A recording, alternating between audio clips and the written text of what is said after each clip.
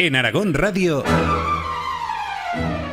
Al margen de Fermat, con Sixto Martínez y Diego Recaj.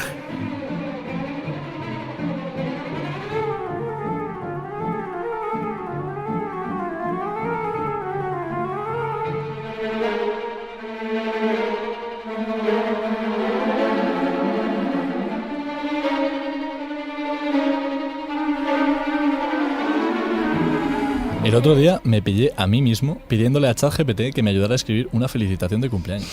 Lo peor no es que lo hiciera, lo peor es que me pareció bastante razonable. Entre eso, que me organiza la compra para hacer una receta especial y que me recomienda películas según mis gustos, estoy empezando a pensar que la inteligencia artificial me conoce mejor que mi familia. Pero claro, basta que empieces a hablar de inteligencia artificial para que alguien saque a colación a Terminator. Como si cada vez que le pidieses a ChatGPT una receta de galletas, Skynet estuviera un paso más cerca de acabar con la humanidad. O este clásico del coche fantástico, ¿no? Donde el coche no solo habla, sino que nos salva de los malos y aparca solo, que hay algunos que no han conseguido hacerlo sin llevarse un volardo por delante. La cuestión es, ¿cuánto de esto es ciencia y cuánto es ciencia ficción? ¿Está la IA tan cerca de convertirse en un ente pensante y consciente y a veces asesino? ¿O estamos más bien en la fase de robot simpático que te ayuda con los deberes? Hoy nos preguntamos, ¿cuánto de verdad hay en todas estas representaciones de la inteligencia artificial? Bienvenidos al margen de Fermat.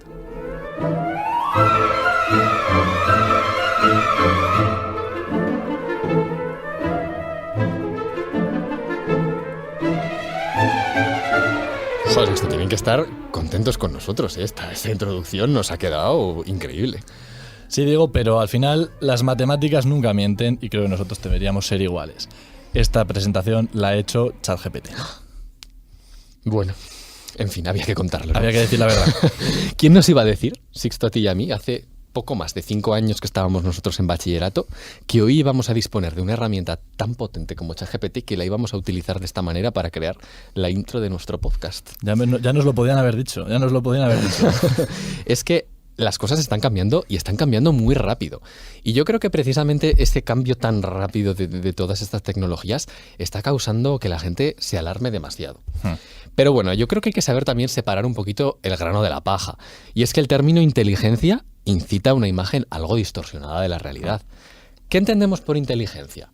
No es que haya una definición de inteligencia muy clara, pero sí que queremos que quede claro que cuando nosotros hablamos de inteligencia artificial no estamos creando un ente pensante, una conciencia dentro de nuestro ordenador. Que muchas veces cuando hablamos de inteligencia artificial a lo que nos referimos realmente es a otro concepto que se conoce como aprendizaje automático. La mayoría de las veces esos aprendizajes automáticos no son más que algoritmos matemáticos que nos permiten resolver problemas que quizás antes no teníamos una respuesta y que ahora sabemos cómo hallar la solución. En este programa vamos a desentrañar algunos de esos algoritmos y sobre todo queremos que la gente se lleve a casa una idea de cómo funciona y de qué es verdaderamente esa inteligencia artificial. Ahora sí, bienvenidos al margen de Fermat.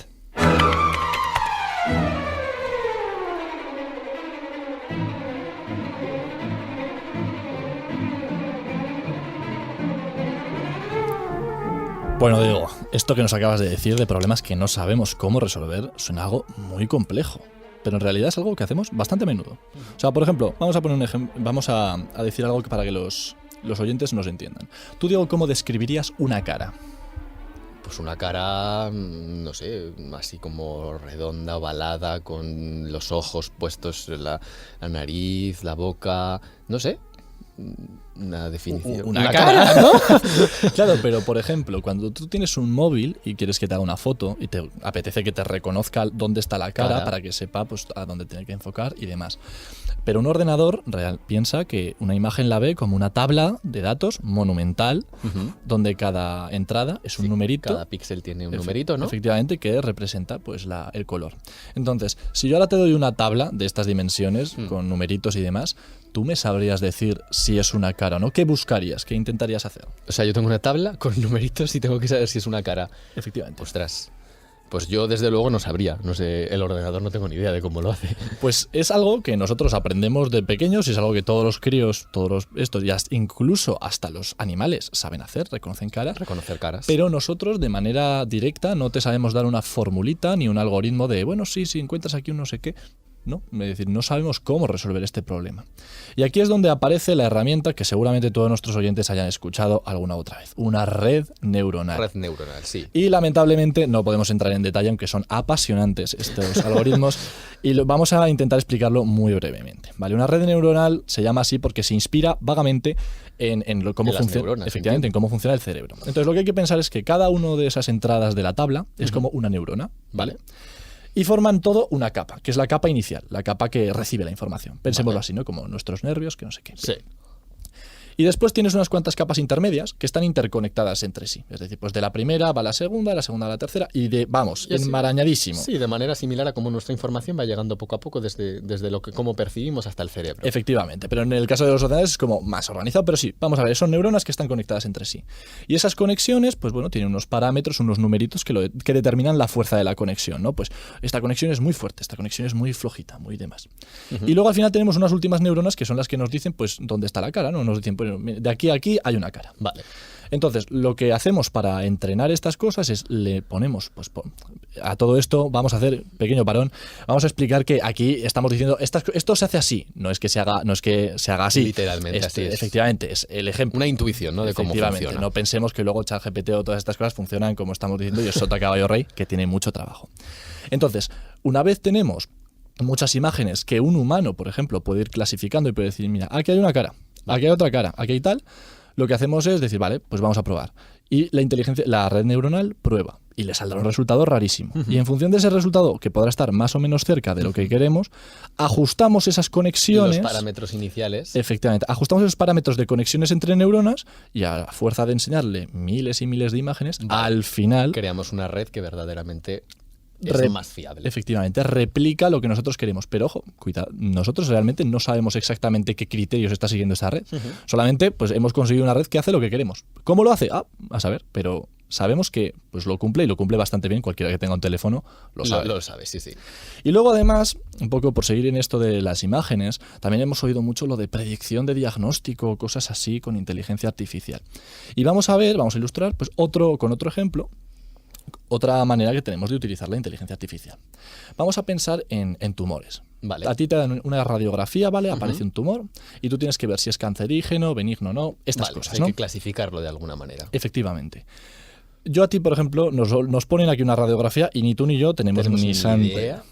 Pero una manera que podemos hacer es decir, vale, vamos a ver qué haríamos si no lo sabemos hacer. Bueno, pues miraríamos el histórico, ¿no? De a ver el historial de tumores de un hospital y al que más se parezca, ¿no? Claro, miraríamos a ver, pues mira, si tenemos todas estas imágenes de tumores cancerígenos, a ver si este se parece. Y si no se parece, pues diríamos que no. Efectivamente. Iríamos aproximando. Entonces, ¿cómo lo hacemos esto con un ordenador? Pues muy fácil. Vamos a suponer que, esto es resumir mucho, que un tumor es un rectángulo, ¿no? Y el ancho es un valor y la altura es otro valor. Esto es, por supuesto, no se hace así, pero para que nos ilustremos. Entonces tenemos como dos valores, ¿no? 3 centímetros de ancho, 5 centímetros de alto. 2 centímetros de alto, así. Entonces, cada tumor que hayamos visto en el histórico del hospital, vale, lo podemos ver como un punto en el plano. Pues, por ejemplo, el tumor que tenía 3 centímetros de ancho y 2 de alto, pues está en el punto 3,2. Y así con todos y demás. Entonces, al final lo que se crean son como unas nubes de ciertos tumores que están representados como puntos y podemos ver cuáles de ellos eran cancerígenos, malignos o benignos. Vale, digamos que todos los que sean malignos, por ejemplo, tendrán una altura y una anchura parecida, por lo tanto estarán en el plano todos ahí pretitos todos los puntos que tengan que ver con tumores cancerígenos, mientras que los que tengan que ver con tumores benignos estarán en otra parte del plano apartados. Efectivamente. Entonces, cuando nos llega un nuevo tumor que no sabemos si es benigno o maligno, pues bueno, medimos el ancho, medimos el alto, nos salen unas coordenadas, las ponemos en el plano y vamos a ver a quiénes tiene cerca. ¿No? Vale. Pues si te tiene cerca a los malignos, pues igual bastante es maligno. Probable que sea maligno. Si tiene cerca a los benignos, igual. Esta es una de las muchas maneras, que hay muchísimas formas de hacer esto, pero esto lo que nos permite es aprender de la experiencia. Es decir, en un hospital que igual han visto, me lo invento, 100.000 tumores, poner el clínico de Zaragoza, que es grande, han visto 100.000 tumores de páncreas, por poner. Claro, es que tienes 100.000 puntos. Vale. Entonces, claro, es que con los datos reales, es que eso te da mucha información realmente simplemente mirando cuáles se le parecen. Estamos trasladando esa primera noción que nosotros habíamos dicho de aproximar respecto a lo que nosotros podemos ver, pero ahora que lo haga una inteligencia artificial, digamos, asociando a los datos que tiene, ¿no? Efectivamente, pero realmente se está desmitificando bastante porque, claro, de la inteligencia artificial de un ser malvado que aprende y demás a un cacharro que pone puntos en un sitio y, luego que simplemente luego, va aproximando como quizás lo haríamos nosotros, pero a nivel más... industrial, sí. Realmente se desmitifica bastante. Bastante. Y a mí esto que estás contando de reconocimiento de imágenes me recuerda a estos típicos, no sé cómo llamarlos, esto que te aparece cuando tú entras en una página web que a veces te pide demuestra que no eres un robot, selecciona las imágenes que tienen bicicletas. Los captchas. Los captchas. Pues precisamente, a ver, si estamos diciendo que una inteligencia artificial de este tipo, pues más o menos puede entrenarse y puede verse para detectar una cara, pues igual podrá detectar una bicicleta, ¿no? ¿Cómo le estamos demostrando al ordenador que no somos un robot? Si la inteligencia artificial quizás también podría hacerlo. Pues la cuestión es que lo que hacemos es ponerle pruebas de dos, pues o bien esperando que el ordenador no las pase, o también a veces esperando que no merezca la pena preparar un ordenador tan capaz como que para que pueda superar las pruebas. Entonces, en estos de dar un clic de si no eres un robot, o detectalas tal, o pon la pieza del puzzle donde toca, sí. Pues al final lo que estamos intentando es distinguir el comportamiento humano, ¿no?, del comportamiento de lo que sería un bot, ¿no? Vale. Entonces, muchas veces hay que tener en cuenta que esto está muy avanzado y no es que un ordenador, o sea, una sí. inteligencia artificial no le sepa dar clic al no soy un robot, que soy muchas que sí que lo saben hacer, sino que muchas veces ya estamos buscando cosas muy sofisticadas, de cuánto tiempo tarda, o es capaz de darse cuenta de este pequeño detalle o no, o reconoce este texto, que a veces esos textos son verdaderamente, ya están siendo verdaderamente complicados para un humano, imagínate para... Sí, sí. Entonces, lo que estamos intentando con esas cosas es un poco jugar a lo que no sabe hacer todavía la máquina, pero cada vez, claro, está siendo más complicado. Estamos yendo más allá. Pero bueno, Sixto, todos estos algoritmos que me estás contando no son nada novedosos, llevan existiendo ya un tiempo, ¿no? Te estás pasando un poco quizás a la antigua. Añoranza del pasado. Lo que la gente quiere saber, yo creo, aquí es verdaderamente cómo funciona esa inteligencia artificial que utilizan todos los días actualmente y que cada vez asusta más. ¿Cómo funciona ChatGPT? En Aragón Radio, Al margen de Fermat, con Sixto Martínez y Diego Recaj.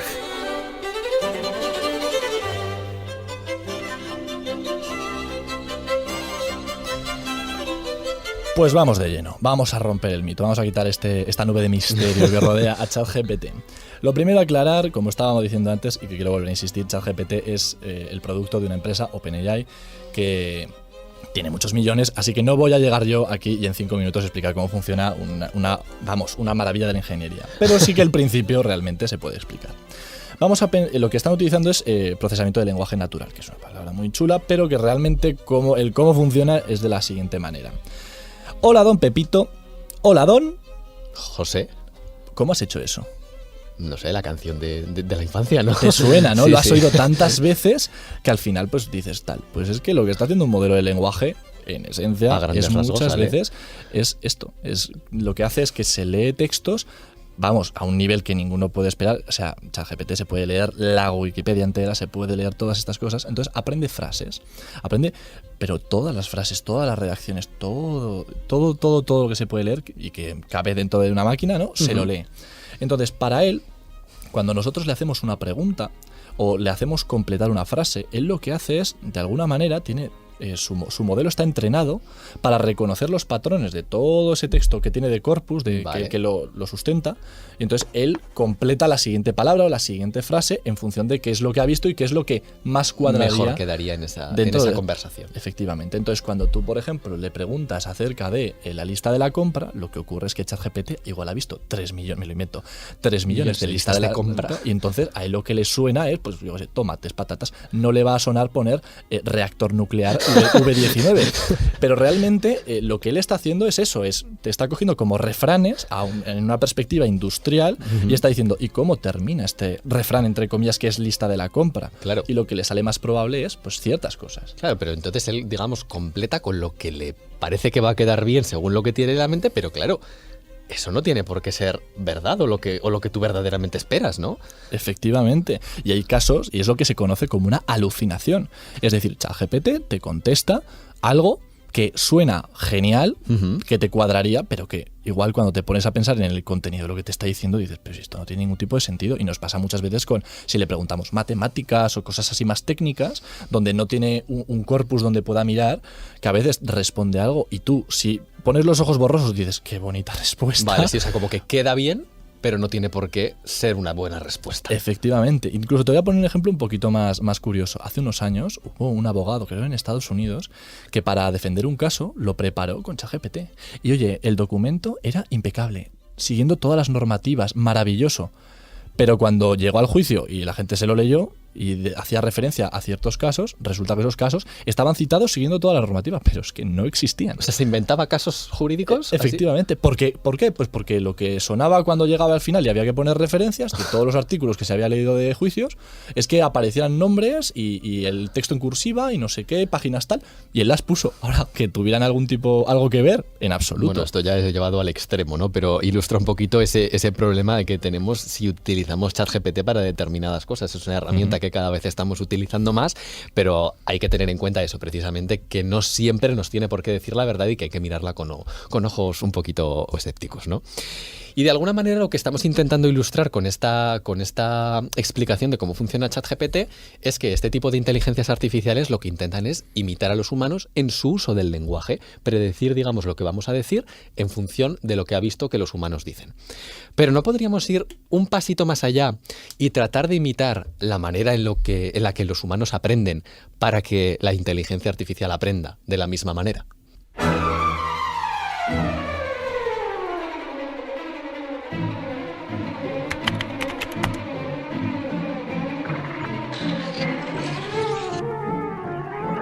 Al margen de Fermat.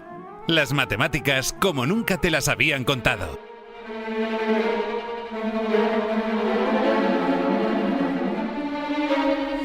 Claro, enseñar a aprender como aprenden los humanos no parece tarea sencilla, precisamente porque no está del todo claro cómo aprendemos a nivel cognitivo, ¿no?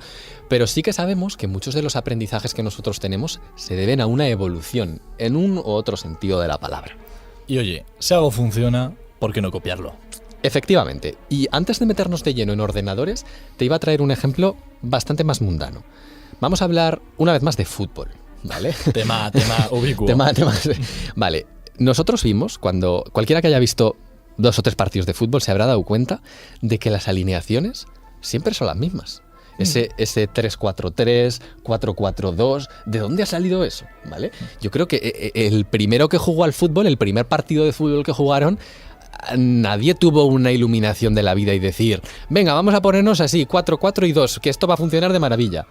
Yo creo que el primer día, pues yo qué sé, se pondrían a jugar de ahí todos apelotonados para intentar que el balón no pasara, tal, y claro, se fueron dando cuenta de que quizás esas estrategias que estaban siguiendo no funcionaban del todo bien. Y esas precisamente que no funcionaban, pues poco a poco, a lo largo de la historia, fueron muriendo, mientras que las alineaciones que iban funcionando correctamente fueron las que se han ido instaurando y son las que a día de hoy hemos copiado y utilizan pues todos los equipos, ¿no? Efectivamente. Y bueno, esto que estás contando, que es la evolución de las especies, igual hay algunos de nuestros oyentes que lo tiene muy lejano, ¿no?, de cuando lo estudió en el instituto o cosas así. Así que vamos a repasar un poquito cómo funciona. Las especies, muchas de las características que tienen no las tuvieron el primer día. Es decir, no aparecieron los monos con pelo y de estas maneras, ¿no? Aparecieron pues seres primitivos de los cuales, conforme se fueron reproduciendo, aparecieron mutaciones. Es decir, pues entre 2 caballos, por ejemplo, los hijos que tengan, pues saldrán algunos un poco más altos, otros un poco más bajos, unos más fuertes, otros menos fuertes y demás. Exacto. A lo largo de millones de años, algunas de esas mutaciones estarán mejor adaptadas. Claro. Y por lo tanto sobrevivirán más y podrán reproducirse más. Esto es súper importante. Y entonces, pues si tú tienes 3 hijos y el hijo más alto pues puede llegar a las manzanas más altas y puede comer, y ese llega a los 16 años y se puede reproducir, pues a la larga la gente va a empezar a ser más alta. Y creo que eso lo vemos todos con las jirafas. Las jirafas, por eso es decir, las más altas altos, claro, podían comer más y reproducirse más. Y así han ido ido, entre comillas, Aprendiendo cómo tienen que ser para tal. Es la supervivencia del más fuerte, la teoría de la evolución, pues que en este caso la estamos viendo pues con eso que te contaba de las alineaciones de fútbol. Y es que en la vida nosotros también trabajamos todo el rato con prueba y error. Ante una situación en la que no sabemos muy bien qué hacer, pues bueno, planteamos distintas alternativas, quizás probamos distintas cosas y la que vemos que funciona bien, pa'lante, y las que no, pues las vamos descartando. Y precisamente esta idea se traslada a la hora de programar inteligencias artificiales y a la hora de trabajar con ordenadores. Esto mismo que te contaba de las alineaciones en el fútbol, de generar distintas posibilidades y ver cuál funciona mejor, pues esto mismo se puede aplicar en un videojuego de fútbol como viene a ser el FIFA, ¿no? Un juego que no hace falta explicar porque lo conoce todo el mundo. Esos monigotes que se van moviendo por el campo y que hacen distintas cosas, pues bueno, lo que están programados es para, con inteligencia artificial, probar diferentes acciones que pueden realizar y ver cuáles son las que les llevan a ganar, ¿no? Y a partir de ahí se quedan con las mejores. Y esto pues ocurre en el FIFA, pero también ocurre en otros videojuegos, sobre todo en videojuegos donde hay que decidir una acción que se ha de hacer aleatoriamente y que hay que ver qué es lo que va a pasar y cuál funciona mejor. Videojuegos con enemigos, videojuegos de lucha. Yo estoy pensando ahora, por ejemplo, en el Call of Duty, ¿no? Que es el juego de tiros por autonomía. Tus enemigos, si juegas contra la máquina, te siguen, se esconden y demás. Tú no puedes programar eso diciendo, no, if tal, no sé qué. No puedes hacer eso. Tienes que hacer que de alguna manera respondan a su entorno. Entonces, pues eso, generas unas cuantos y habrá alguna de esas especies que tú generes que las mates. Sí, que se pongan a dar volteretas en mitad del sitio. En cuanto las hayan matado 3 veces ya la descartas. Y sin embargo, esa generación que igual empieza escondiéndose es la que más puede reproducirse, ¿no? Y al final, pues después de muchas iteraciones, al final consigue ser pues unos jugadores que a veces son, yo lo tengo que decir, a mí me ganaban siempre. y ya hablando quizás más de un algoritmo concreto de cómo funciona esto, yo creo que es más fácil quizás ilustrarlos con juegos más sencillos, con juegos de mesa. El 3 en raya. ¿Tú te has parado a pensar cuando juegas contra una máquina del 3 en raya, esa máquina cómo sabe exactamente jugar? Bueno, pues un algoritmo que se basa también un poquito en esto de evolución, prueba y error, es el siguiente. Inicialmente, la máquina, esa inteligencia artificial, no tiene nada de inteligente. Es una máquina tonta que hace lo primero que se le pasa por la cabeza. Es decir, tú haces un movimiento y a continuación la máquina dice, vale, pues tengo estos 4 posibles movimientos que puedo hacer. Puedo poner la ficha aquí, aquí, aquí o aquí. ¿Qué hago? Al azar. Selecciono la que más rabia me dé. Igual te está dejando hueco para hacer tu 3 en raya, pero él lo hace al azar. Claro, en el momento en el que la máquina pierde, dice, ostras, esto no está funcionando del todo bien. Entonces, si la máquina te gana, pa'lante, lo que estábamos diciendo. Sí. Pero si la máquina pierde, ese movimiento que le ha llevado a perder lo elimina de su base de datos. Es decir, dice, lo que le estamos enseñando a la máquina de alguna manera es, si me vuelvo a encontrar ante esta situación, ya no voy a repetir lo que acabo de hacer, porque esto que acabo de hacer me ha llevado a perder. Pues es esa misma idea otra vez de supervivencia del más fuerte. El movimiento que le lleva a perder se muere, el movimiento que les va llevando a ganar va surgiendo y se va instaurando y así de alguna manera aprende a jugar la máquina y por eso al final pues nos ganan, ¿no? No, o sea, es que yo creo que todo el mundo, sobre todo los un poco más mayores, se estarán acordando de un hecho que ocurrió en el 1997 en el cual la máquina Deep Blue ganó a Garry Kasparov en el ajedrez. Y es que esto de los juegos puede parecer algo muy trivial, bueno, el 3 en raya, ¿qué más nos da? Pero el ajedrez históricamente había sido una manera de medir cómo de inteligentes son las personas. Entonces, que en el 1997, que ojo, hace bastantes años ya de eso, bueno, no, al revés, quería decir, tampoco hace tanto, quiero decir que muchos de los que nos estarán escuchando serán incluso más... Sí, hace unos cuantos años, pero que no hace milenios, ¿no? Es que le gana al campeón mundial que ninguno de nosotros, ya te lo puedo decir, lo gana. Sí. Y yo creo que esto sienta un poco un punto de inflexión en el cual el público general se empieza a dar cuenta de que las inteligencias artificiales podrían empezar a superar a las personas. En Aragón Radio, Al margen de Fermat, con Sixto Martínez y Diego Recaj.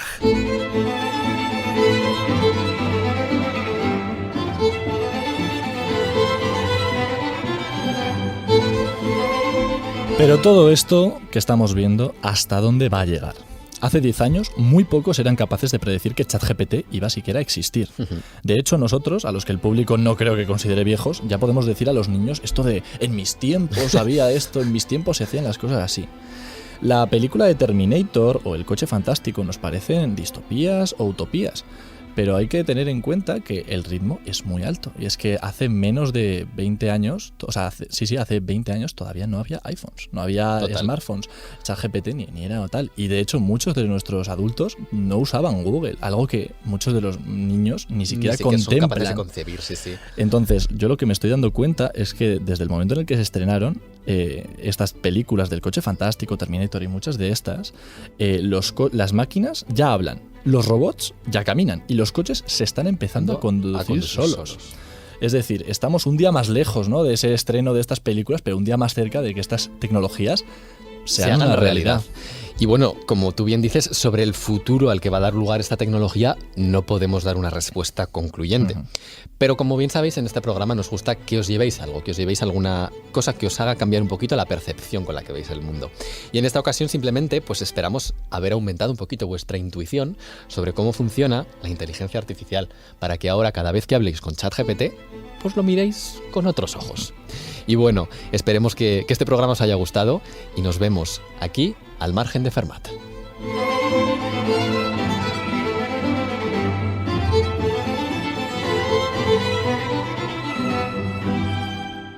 Al margen de Fermat, en Aragón Radio Podcast.